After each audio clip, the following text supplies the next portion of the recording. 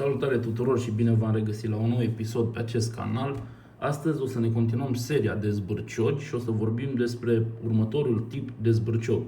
Mai exact, Morșela esculenta.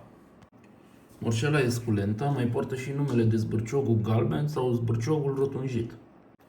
Pălăria acestei ciuperci are un aspect de fagure cu alveole neregulate. Ia uitați aici. Vedeți?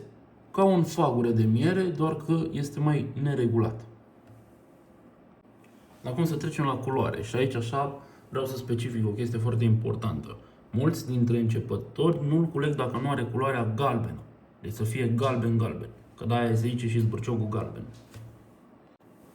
Dar acest zbârciog poate să mai aibă și culorile de crem sau gri maroniu. Da? Deci dacă îl găsiți în culoare de crem sau gri maroniu și îndeplinește toate condițiile de Morșela esculenta, puteți să-l culegeți liniștit.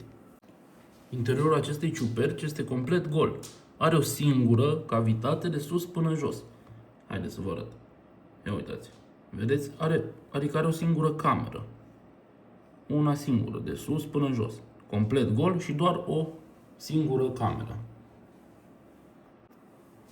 La aprindere putem să mai spunem o chestie despre pălărie, că este sudată direct de picior de la bază. Nu este ca la Verpa bohemica să atârne liber pe lângă picior, să fie prinsă doar în vârful acestuia. Deci, uitați aici. Piciorul este prins de pălărie. Fix la baza acesteia și este o continuitate. Da? Din câte vedeți. Deci pălăria nu atârnă ca la Verpa bohemica. Uitați. Acum să trecem la secțiunea de comestibilitate. Liniștiți dacă o identificați corect, este excelent, am trecut-o și cu verde. Deci puteți să o consumați fără nicio frică doar dacă o identificați corect. Și doar după ce o gătiți 20 de minute minim. Pentru că ea în stare crudă prezintă niște toxine, care toxinele astea dispar la gătire termică. Deci o fierbeți cel puțin 20 de minute. Acum să trecem la ultima parte, mediul de creștere și unde se găsește această ciupercă. Deci, ar crește în zone deschise, însorite, livezi, grădini și margini de pădure. Pe lângă frasini, ulmi, meri bătrâni, culturi de livezi bătrâni, meri, pruni, cireși, dar bătrâni să fie.